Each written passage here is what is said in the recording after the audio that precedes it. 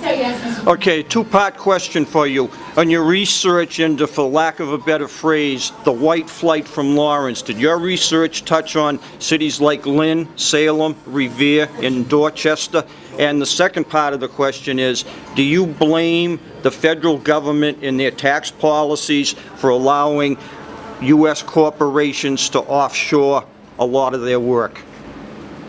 So the first question was, do I compare with other cities? Did you do any research into the likes of the city of Lynn, the city of Salem, the city of Revere, which were, they transitioned from basically white groups. Lynn was basically Anglo-Saxon, Revere was Italian, Salem was, if I'm not mistaken, French, Dorchester was Irish. All of them transitioned. Lynn went through at least 3 different ethnic groups. Salem went into the Hispanic thing. Revere went into the Oriental. And Dorchester, if I'm not mistaken, went into a Vietnamese type environment. Yeah, so, you know, a lot of this, I know we think of 1945 to 2000 as like history.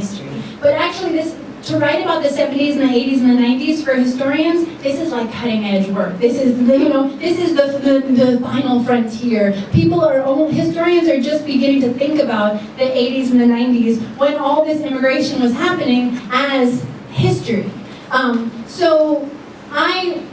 What my research focused on was Lawrence, but I compared it specifically in some senses to Lowell, right? Because Lowell, whenever someone asked me, oh, how's your book on Lowell coming around, I had to correct them and be like, I don't write about Lowell, I write about the other L cities. And so specifically, you know, because people ask, well, Lawrence economically fell so much further than Lowell. Why is that?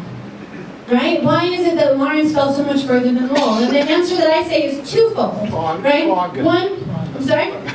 Tongass. Songus is the popular answer. Yeah, that's definitely part of the answer, but even before that, Lowell has nearly half, again, I have to check my numbers to be exactly right, but nearly half of its property stock is in single-family housing. So if in those post-war decades, if you want to buy that picket fenced house, family house, excuse me, I'm getting tired. If you want that picket fenced house, you can buy that picket fenced house within the boundaries of the city. So the white flight, for lack of a better term, that happened as people were leaving the city to suburbanize could actually and did occur within Lowell's boundaries. Whereas in Lawrence, if you wanted to buy a single family home, there was very limited opportunity to do that within the city itself.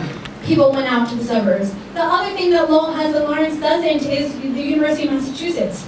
And ultimately, that, you know, what provided an economic backbone for deindustrializing cities is what urban scholars call meds and eds, right? Hospitals and schools. And so University of Massachusetts with Lowell anchored Lowell's economy in a way that Lawrence didn't have a parallel to that. Other questions?